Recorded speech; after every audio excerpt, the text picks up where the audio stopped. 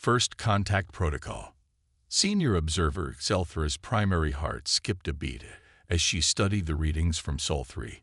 Her secondary heart maintained its steady rhythm, but even that felt strained as she processed what she was seeing. The temporal markers couldn't be right. She ran the calculations again, all 6 of her eyes fixed on the holographic display floating before her. "Director Wallström," she called out, her voice carrying the distinct harmonic resonance of extreme concern. "You need to see this immediately." The director's massive form shifted through the observation deck's doorway, his crystalline exoskeleton catching the light from the nearby star. He moved with the deliberate grace typical of the Ardaxian species, each step precisely calculated. "What have you found, observer?" His voice rumbled with the authority of someone who had monitored dozens of pre-contact civilizations over centuries. "The humans," Zelthra began, gesturing to the data streams with one of her upper appendages. "They've achieved controlled fusion reactions. They're preparing for their first interstellar test flight." "Impossible," Wallström stated flatly. "Our last assessment was merely 50 local solar cycles ago. They were still burning hydrocarbons and barely maintaining a primitive orbital presence. That's precisely why I called you, Director. Look at their development curve." The holographic display shifted, showing a nearly vertical line of technological advancement. Wallström's crystalline form darkened slightly, the Ardaxian equivalent of paling. "This defies all known sociological models," he said quietly. "No species advances this quickly. It's not just improbable, it should be impossible." "There's more," Selthra continued, her voice dropping to a near whisper. "They achieved this while still engaged in multiple territorial conflicts. They developed quantum computing while parts of their planet lacked basic power infrastructure. They're pursuing a dozen different paths of technological advancement simultaneously."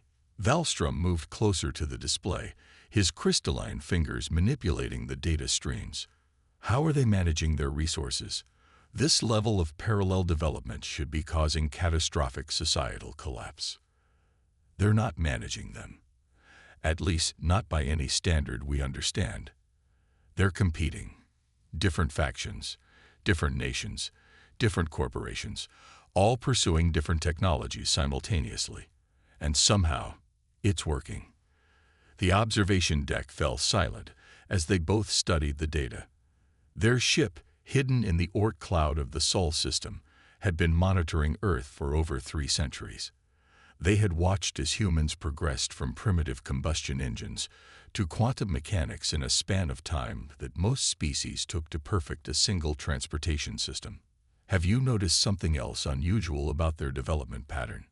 Selthra asked, highlighting a particular data set. Wallström studied it for a moment before his crystalline form darkened even further. "They're not following the standard progression path. They're skipping crucial developmental stages."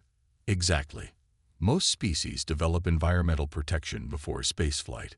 Humans, they built primitive spacecraft and simply accepted the casualties while they improved their designs. They're achieving spaceflight not because they're ready for it, but because they've decided they want it." The director's next words carried the weight of centuries of experience.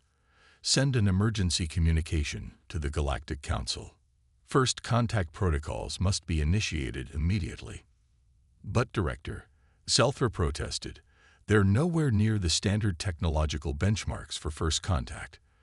They haven't achieved planetary unity, they haven't eliminated armed conflict, they haven't even solved their basic resource distribution problems." "Precisely," Wallström replied, his crystalline form now a deep, troubled shade. "If we wait until they meet the standard benchmarks, I fear it will be too late. They're advancing too quickly, too unpredictably. We need to establish diplomatic relations now, while we still can." On Earth, Dr. Sarah Chen stood in her laboratory at the International Quantum Research Center, staring at results that shouldn't have been possible. Her quantum entanglement experiment had produced correlations that violated every known limit of quantum mechanics. Instead of being frustrated by the impossible results, she felt a smile spreading across her face. "Dr. Morris," She called out to her colleague, "I think we've just broken physics again." James Morris, a veteran physicist who had long since grown used to Sarah's enthusiasm, looked up from his own work. "What is it this time? Remember how everyone said we couldn't achieve stable quantum entanglement beyond the Schwarzschild limit? Well, look at these readings." Before James could respond, every screen in the laboratory suddenly went dark. When they flickered back to life, they displayed a message in every human language. "People of Earth, we are the Galactic Council. Your rapid technological advancement has been noticed. We come in peace, seeking diplomatic contact. Please respond." In the observation ship, Wallström and Selthra watched as hundreds of human communication channels erupted with activity. They expected fear, panic, perhaps even hostile reactions. Instead, they saw something that disturbed them far more: excitement. Humans weren't afraid of meeting an advanced alien civilization. They were eager. "Director," Zelthra said quietly, "I've been analyzing their entertainment media. Do you know what humans do when they encounter something more advanced than themselves?" Wallström turned his crystalline gaze toward her. "They submit to its superior capabilities." "No," she replied, her primary heart racing again. "They try to figure out how it works. Then they try to improve it." As if to prove her point, Dr. Chen's voice came through their monitoring systems, picked up from her laboratory. "James, look at the quantum signature of this transmission. If we can decode their communication technology, we might be able to improve our own quantum entanglement experiments." Wallström's crystalline form took on a troubled hue. "Send another message to the Council," he ordered. "Mark it highest priority. Tell them we may have made a grave miscalculation. The humans aren't ready for first contact because they're too primitive. They're ready for first contact because they're advancing too fast. We need to establish diplomatic relations now before they discover us on their own and decide to improve us." As the message was sent, both observers watched the humans' reactions with growing concern. Humanity wasn't acting like a species that had just discovered it wasn't alone in the universe. They were acting like explorers who had just found a new frontier to conquer, a new challenge to overcome, a new puzzle to solve. And that, perhaps, was exactly what had the Galactic Council so worried. The adaptable species. Chief xenobiologist Miratel's tendrils coiled in distress as she reviewed the latest human medical records. The Galactic Council's scientific delegation had been on Earth for 3 standard cycles now, and each new discovery about human physiology left her more unsettled than the last. "Ambassador Wallström," she called out, her voice modulator struggling to maintain a professional tone. "I believe we may have significantly underestimated the humans' biological capabilities." The crystalline ambassador, who had been promoted from his observer role following first contact, shifted his attention from the diplomatic briefings. "Explain." "We've been studying their medical records and conducting authorized observations of their healing processes," Miratel began, bringing up a holographic display. "Humans don't just survive injuries that would kill most species, they actively repair themselves. Look at this." The display showed a human athlete recovering from what should have been a career-ending injury. Their bones knit themselves back together. Miratel continued, her tendrils waving in agitation. "They build themselves stronger at the break point. They call it a healing response, but it's more like evolutionary adaptation in real time. Surely this is an anomaly." Wallström's crystalline form flickered with concern. "No, it's standard human biology. They have cellular repair mechanisms that actively respond to damage. Their muscle fibers tear and rebuild stronger. Their skin grows thicker in response to abrasion. They even deliberately damage their bodies through something called exercise to force these adaptations."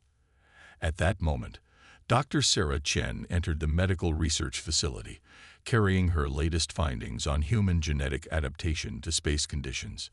She noticed the alien's agitated state, but misinterpreted its cause. "Is everything all right?" she asked, genuine concern in her voice. "The atmospheric regulators are working correctly, aren't they? I know our air mixture is pretty toxic for your species. The regulators are functioning normally, Wallström assured her, though his crystalline form darkened at the casual reminder the humans thrived in conditions lethal to most galactic species. Oh, good, Sarah smiled. I've got some exciting news about our adaptation to microgravity environments. It seems human bodies adjust faster than we expected. We might not need artificial gravity for long-term space missions after all. Miratel's tendrils coiled tighter. You're suggesting humans could simply adapt to zero gravity without technological assistance? Well, there are some challenges, Sarah admitted, pulling up her research data. Bone density loss is an issue, but we're working on natural solutions through targeted exercise and genetic activation. The human body is remarkably good at adapting to new conditions. Wallström and Miratel exchanged troubled looks, a gesture that transcended their biological differences. The human didn't seem to realize she was describing something that should be impossible. Later, in a secure conference room, the alien delegation held an emergency meeting. Representatives from 12 different species gathered to discuss their findings about humanity. They're not just surviving in hostile conditions, Miratel reported to the assembled delegates. They're adapting to them, actively modifying their biology to suit new environments. Kexri, the insectoid representative from the Hive Collective, clicked their mandibles in distress. Our studies of their historical records show similar patterns. When their planet underwent a rapid cooling period, they didn't wait for the climate to improve. They invented tools, created artificial warmth, and kept expanding their territory. They call their planet a cradle of life. Added Zinfar, the energy-based representative from the luminous Concordat. But by our standards, Earth is a death world. High gravity, extreme temperature variations, toxic atmosphere, dangerous radiation levels, and they consider it perfect. Because they evolved to adapt to all of it, Wallström concluded grimly. And now they're looking to the stars. The meeting was interrupted by an alert from the human space station, where part of their delegation was stationed. There had been an accident. A micrometeoroid impact had breached one of the station's modules. The aliens watched in horror as the humans responded to the crisis. Instead of evacuating, a team of humans suited up and went outside to repair the damage. They worked in the vacuum of space, making complex repairs while floating in an environment that should have terrified any rational species. Status report, came the calm voice of Station Commander Helena Rodriguez over the comm system. Hull breach is patched. We'll need to reinforce it properly later, but we're stable for now. Anyone up for coffee? The casual way she announced their victory over what should have been a catastrophic event sent ripples of unease through the alien delegation. They don't just survive crises, Miratel whispered, her tendrils now almost completely still, a sign of deep shock in her species. They treat them as inconveniences, problems to be solved. And now they know about us, Kexri added, their mandibles clicking rapidly. About other worlds, other conditions to adapt to. In her lab, Sarah was excitedly analyzing data from the space station incident. The repair team's biological readings are fascinating, she told her colleague James. Look at how quickly their bodies adjusted to the emergency situation. Increased oxygen efficiency, optimized stress responses. We might be able to use this data to improve our spacesuit designs. The aliens monitoring her conversation felt their various biological stress responses activate. The humans had turned a near disaster into a research opportunity. They weren't just surviving anymore. They were learning, adapting, improving. Wallström's crystalline form had darkened to an almost opaque black as he composed his report to the Galactic Council. How could he explain that the species they had just welcomed into the galactic community didn't just overcome obstacles, they actively sought them out as opportunities for growth? That what other species saw as lethal conditions, humans saw as challenges to overcome. Perhaps, he wrote in his report, we should have asked ourselves not whether humanity was ready to join galactic society, but whether galactic society was ready for humanity. Meanwhile, in laboratories and research centers across Earth, humans continued their relentless pursuit of advancement, unaware that their greatest evolutionary advantage wasn't their strength or their intelligence, but their endless capacity to adapt, and their unshakable belief that every obstacle was simply a problem waiting to be solved. Breaking the impossible. The emergency session of the Galactic Science Council was called just 6 months after humanity's introduction to interstellar society. The chamber, designed to accommodate representatives of every spacefaring species, was filled with an atmosphere of growing unease. High theorist Xylix of the Quantum Understanding Division stood before the assembly, their photonic form flickering with distress as they delivered their report. "The humans have done it again," they began, their translated voice carrying across the chamber. "They've achieved stable quantum entanglement across interstellar distances. They're calling it the quantum bridge." The chamber erupted in protests and exclamations of disbelief. Chief Scientist Vexthor's crystalline form darkened considerably. "That's theoretically impossible. The quantum coherence would break down over such distances." Apparently, Xylix continued, Dr. Sarah Chen and her team decided that if quantum entanglement shouldn't work across interstellar distances, they would simply find a way to make it work anyway. The recording began playing, showing Sarah and her team in their laboratory on Earth. The humans were celebrating, their joy evident even through the alien observers' incomprehension of human emotional displays. The secret, Sarah explained to her colleagues, was stopping trying to prevent decoherence and instead finding a way to use it. Everyone said it was impossible because they were trying to fight against quantum mechanics. We decided to work with it instead. The recording showed her drawing complex equations on a holographic display. The aliens watched in growing horror as she casually rewrote what they had considered immutable laws of physics. "They didn't know it was impossible," muttered Ambassador Valstrom, who had been invited to provide context about human behavior. "So they just did it anyway." The situation grew more concerning as reports from other divisions began flooding in. The Engineering Council reported that humans had developed a new form of fusion reactor that ignored conventional containment protocols. The Biological Sciences Division was in upheaval over human genetic engineering techniques that shouldn't work but somehow did. "They're not advancing along expected technological paths," reported Senior Observer Xelthra, who had been monitoring human scientific development. "They're taking shortcuts, finding workarounds, breaking what we thought were fundamental rules of the universe." In a research facility on Mars, Dr. James Morris was leading a team working on artificial gravity generation. The alien observers watched in mounting anxiety as he addressed his team. "Look," he said, pointing to a complex diagram. "Everyone says you can't generate artificial gravity without massive rotating structures or enormous mass. They say the energy requirements are prohibitive. But what if we approach it differently? Instead of trying to create gravity, what if we modify how mass interacts with spacetime locally?"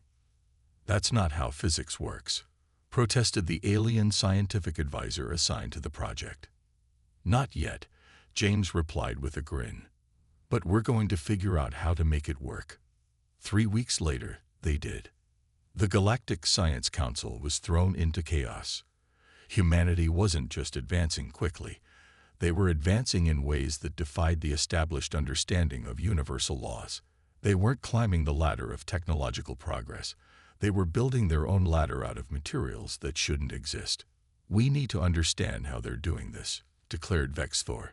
"Their methods violate every scientific principle we've established over millennia." "I believe I can explain," said Miratel, who had been studying human psychology. "Humans don't accept impossibility as a final answer. When faced with something that can't be done, they don't ask why not. They ask how can we do it anyway." The evidence supported her theory. When humans encountered a law of physics that said something was impossible, they didn't accept it. They looked for loopholes. When told something couldn't be done, they treated it as a challenge rather than a limitation. A junior researcher played a recording from a human scientific conference. A prominent physicist was explaining why faster-than-light travel was impossible, citing the fundamental laws of relativity. Dr. Sarah Chen stood up and asked, "But what if we fold space instead of trying to move through it?" The alien observers watched in growing concern as she began outlining theories that shouldn't have worked, but somehow did. "They're not bound by our preconceptions," Miratel explained. "Where we see immutable laws, they see guidelines to be challenged. Where we see impossibility, they see a problem they haven't solved yet." The implications were staggering. Humanity wasn't just joining the galactic community. They were about to revolutionize it. Every impossible challenge that had stymied alien science for millennia was about to be tackled by a species that didn't believe in impossible. "There's something else," Wallström added, his crystalline form almost black with worry. "They share everything they discover. They're not just breaking the impossible, they're teaching others how to break it too." He was right. Human scientific papers were being translated and distributed across the galaxy. Their methodologies, their way of thinking, their refusal to accept limitations, it was all spreading. Other species were beginning to ask, why not? Instead of accepting impossible. In her lab on Earth, Sarah was reviewing the latest data from their quantum bridge experiments. "You know what's really exciting?" she told James. "Every time we solve one impossible problem, we find 5 more interesting challenges to tackle. The galaxy is full of things waiting to be discovered, understood, and improved." The alien observers monitoring her lab felt their various biological stress responses activate simultaneously. To them, her words weren't exciting. They were terrifying. Humanity wasn't just pushing the boundaries of the possible, they were erasing those boundaries entirely. And they were just getting started. The diplomatic dance. The Grand Chamber of the Galactic Council hummed with tension as Ambassador Elena Rodriguez took the podium. She was the first human to address the full council, and the alien representatives watched with a mixture of curiosity and apprehension as she began to speak. "Distinguished members of the council," Elena began, her voice steady despite the gravity of the situation. "Earth understands your concerns about our rapid expansion into space. However, we believe we have a solution that will benefit all species involved." The Chamber's universal translators conveyed her words in hundreds of different languages, but the anxiety in the room needed no translation. Humanity's proposal to establish joint research colonies in previously uninhabitable systems had thrown the Council into turmoil. High Counselor Vexthor's crystalline form shimmered with concern. "Ambassador Rodriguez, these systems are designated as forbidden zones for a reason. The environmental conditions are too extreme for any known species to survive." Elena smiled, a gesture that several species still found unsettling. "With respect, Counselor, that's exactly why we chose them. Earth has been terraforming hostile environments for centuries.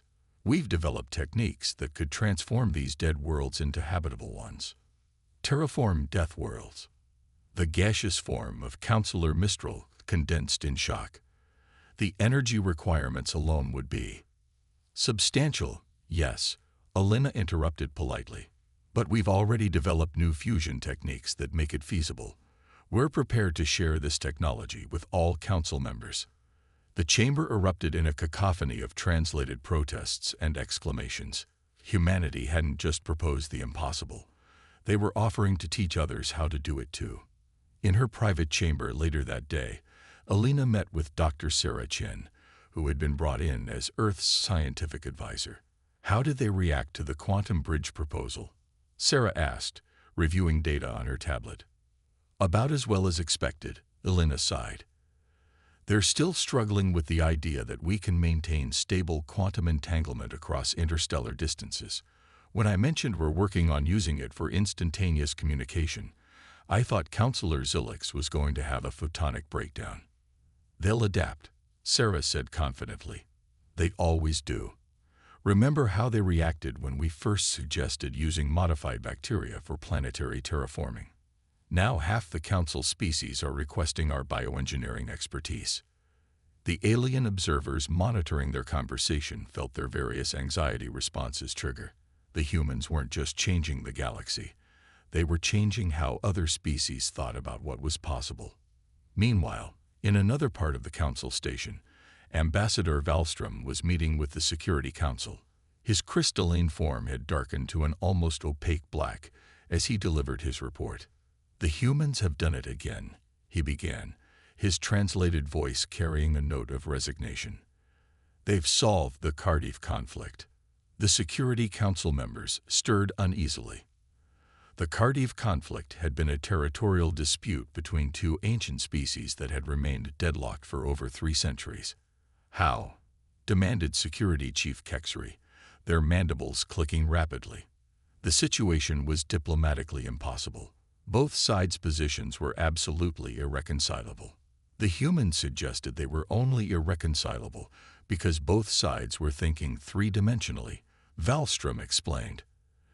Their diplomat proposed building habitats in 4-dimensional spacetime pockets, allowing both species to occupy the same space at different temporal coordinates. The Security Council sat in stunned silence. Finally, one member spoke up. "But that's impossible," Wallström finished. "Apparently, no one told the humans that. They're already drawing up construction plans." Back in the main chamber, Alina was presenting Earth's proposal for a galactic emergency response team. "We've noticed that many species have specialized environmental requirements," she explained. "This makes crisis response difficult. We propose creating a human-led team that can operate in almost any environment, providing emergency assistance wherever it's needed. You want to send humans into crisis zones." Councillor Mistral's gaseous form swirled in agitation, into environments that could kill most species. "That's exactly why it should be humans," Alina replied calmly. "We're adaptable. We can survive in conditions that would be lethal to most species, at least long enough to help. It's what we do."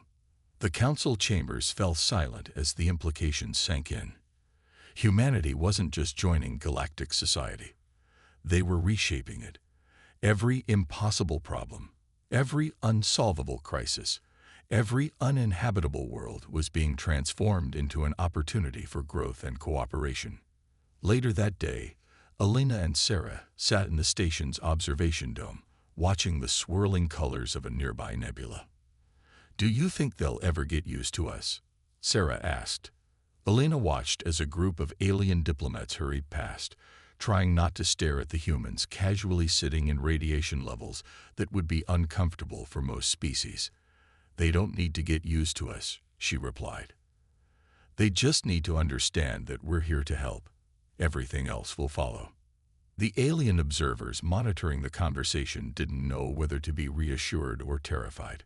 The humans were changing everything they thought they knew about the galaxy, about what was possible, about how species should interact. And they were doing it all with a smile, one impossible solution at a time. The third planet's legacy. 5 years after first contact, the Galactic Council's annual assessment committee gathered for their most important meeting yet. The chamber, designed to accommodate representatives from every spacefaring civilization, was filled with a mixture of anticipation and unease. High Counselor Vexthor's crystalline form gleamed as they addressed the assembly. "We are here to evaluate the impact of human integration into galactic society. When we first discovered Earth, we feared their rapid advancement might destabilize the galaxy. Now we must assess whether those fears were justified." The first speaker was Miratel, her tendrils now decorated with human-inspired data interfaces. "The humans have fundamentally changed how we approach biological adaptation," she began.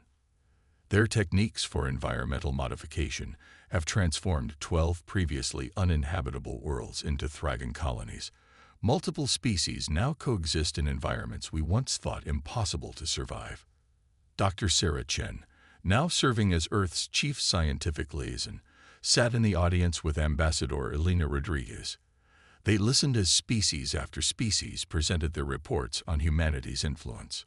The quantum bridge network has connected the galaxy in ways we never imagined possible, reported Xylix, their photonic form pulsing with what had become excitement rather than fear. The humans didn't just break the laws of physics, they helped us understand why those laws weren't as rigid as we thought. Their emergency response teams have saved millions of lives, added Security Chief Kexry. When the Proxima colony faced extinction from a solar flare, humans didn't just evacuate them. They developed shields that could withstand the radiation, turning a disaster into a scientific breakthrough. In the 5 years since joining Galactic Society, humanity had done more than just adapt. They had helped the galaxy itself adapt.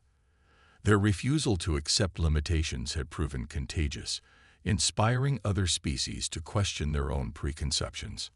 Ambassador Valstrom, who had watched humanity from their first detection, stepped forward to deliver his analysis. When we first encountered humans, we feared their adaptability, their relentless drive to overcome challenges. We worried they would destabilize the careful order we had maintained for millennia. His crystalline form shifted to a new configuration, one inspired by human crystallography research. We were right. They have destabilized our order, but not through conflict or conquest. They've done it by showing us that our limitations were largely self-imposed. The evidence was undeniable. Species that had remained technologically stagnant for centuries were now advancing rapidly, inspired by human methodologies. Worlds once thought uninhabitable were becoming home to diverse populations.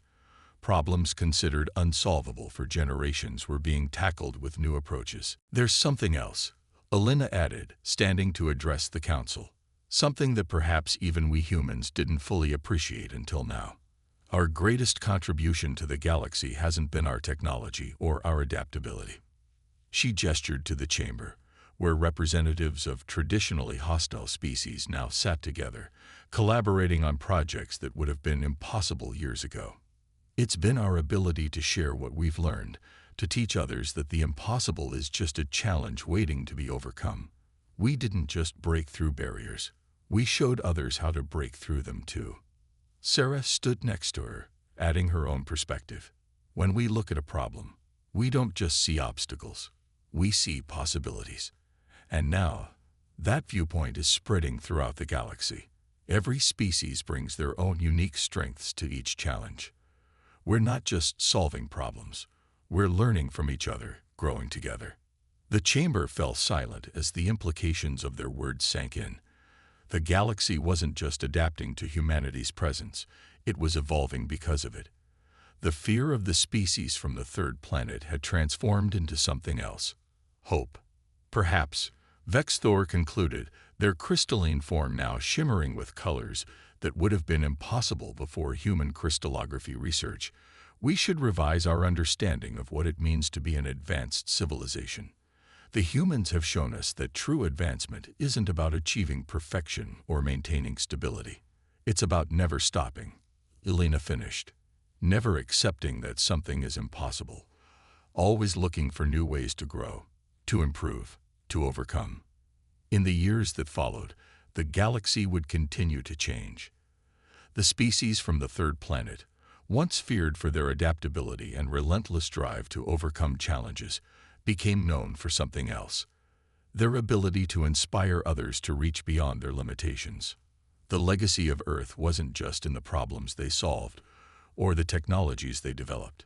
It was in the way they taught the galaxy to look at impossibility not as a barrier, but as an invitation to discover something new.